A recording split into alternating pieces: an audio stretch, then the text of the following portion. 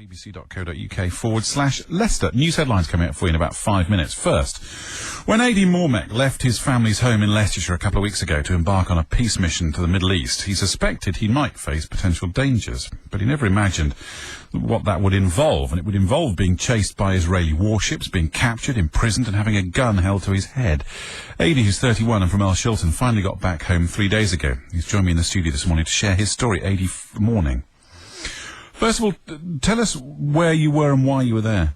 I was in Cyprus, and that was where the boats leave from. There's been 5 boats that actually got into Gaza. I was there because I felt that this was being ignored. What was happening in Gaza? There is a blockade. It's left 80% of people dependent on aid.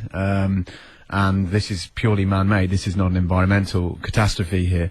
So it was something that I was also angry about, because, you know, Britain does support Israel in what it's doing there in this blockade, and even though it's wholly illegal. But not only that, I've been doing a lot of work with the Indian Dalits, for example, the Untouchables, which is the lowest in the caste system there. I've also done a lot of environmental work and worked in Brazil with the landless workers movement. So this is the kind of areas that I've been involved in, and this was another major injustice. And on top of that, of course, they had the bombings in December and January that killed 1,400 people, over 1,400 people, and 300 children. And there was still this blockade going, so that the people that were been now homeless, there was 50,000 of them. They were sleeping in the rubble still. No supplies were arriving. Then they weren't allowed any cement or anything else to help rebuild, or raw materials. Did it cross your mind that you may never see your parents again? I was going into Gaza, so you don't know what's going to happen. Frankly, it is a dangerous part of the world. Israel has attacked it very recently, and they have the largest fleet of F-16s outside of the US. So it's a major risk to go into Gaza. But equally, those people there's 1.5 million people. It's like the size of the Isle of Wight, and they tolerate it. So if they can, and I was only going for a temporary time, I felt that it was something that I could go through. Obviously, I didn't anticipate exactly what would ensue during the actual trip to try and get there, which is the key. On trips like this, do they actually do any good? I mean, if you had been injured or if you had lost your life, ultimately, would it have made any difference? I think that one of the main problems in the Middle East, really, and for Gazans, is that when Palestinians are killed, there is much less reporting of that. If you remember the 7/7 bombings, the atrocities in London, quite rightly, there is a hell of a lot of coverage of the people, the families, and all those that were killed. And obviously the victims were Western. When the victims and there's equal atrocities in other parts of the world, we don't always report it with the same amount of in column inches or certainly TV space. So it's important that there are Westerners who go there to help expose what's going on. I didn't want to try and die, obviously. No, clearly, but I mean, there's a strong argument that says actually you just get in the way.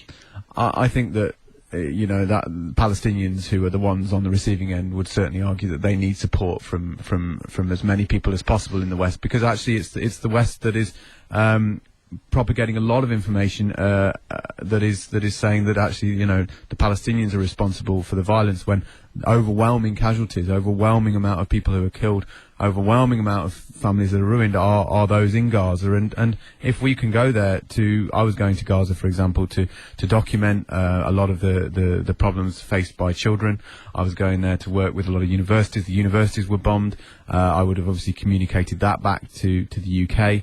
And obviously the Israelis living on the other side of the border will say, well, hang on a minute, it's not entirely one way, this. We end up with loss of life as well. We have rockets fired at us on a regular basis. It's not quite the way you paint it. Well, I think that the main point is that you talked about the rockets. The rockets, I'm totally against the rockets. I'm totally against any killing of civilian life. But the rockets have killed 20 people in the last eight years. It's not about quantities here, actually. Ultimately, is it? Because if the Israelis feel under threat, then their reaction is to go back into Gaza. That's the point, isn't it? There are reactions and co-reactions. But the point is that throughout this entire time, the Israel is continuously killing far more Palestinians. What kind of reaction is Palestinians expected to have? In Sderot, for example, the village that you talked about, this is where a lot of the rockets are going into. Again, atrocities, but people do not talk about, for example, the Palestinian villages like Bani Suhaila. I mean, do we even know Bani Suhaila? Do we even know Bet Hanun? Do we even know Abasan, which have had the same casualties? What are those villages likely to be, to feel? And they're under threat constantly on a much wider level. Well, your mum is on the phone now as well, of course. Mothers always should be on the phone in these matters. Ruth, good morning. Good morning. He's obviously been through an ordeal, and indeed was held by the Israeli authorities for a period of time. How did that leave you feeling at home in Al Shilton? Well, to be truthful, we hadn't realised the severity or the risks. He played it down very, very well before he went. We just thought he was on a very goodwill mission, which we supported. So when he first... We were informed the day after they left, when I was just thinking, oh, he'll be there now. We had a phone call to say, from somebody in Cyprus that was, to say that in fact they'd been hijacked and were being taken to a port in Israel, which was pretty alarming, to say the least. But at that stage, I still didn't feel that it was too serious. We thought probably, well, okay, they've got to be sent back now. But then there was silence for 2 days, and that was extremely worrying. It was lovely to hear Nen's voice on the phone. They managed to, somebody in their cell did have a phone and kindly let them use it, which was wonderful after 2 days of nothing. And then we did get some sifting through, perhaps every other day, from people like the Gaza, Free Gaza movement in England. Somebody phoned us kindly. And we just kept waiting, really. But it was, as time went on, it became more and more frightening for us here. Did you have words with him when he got home? Only the words to say welcome back, and we're very proud of you.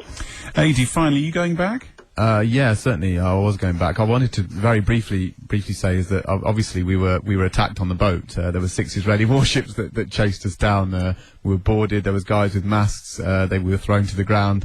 And before that, we were told when we first had communication with Israel that they have 5 minutes, otherwise they'll shoot.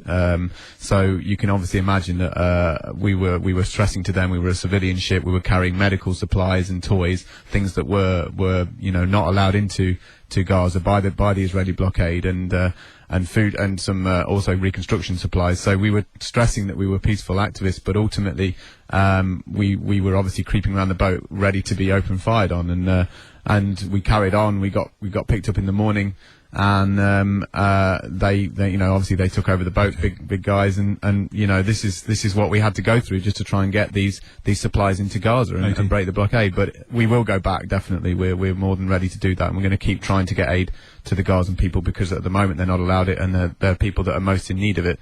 Okay, Adie, thanks for joining us here at BBC Radio Leicester. It's just after 7:30.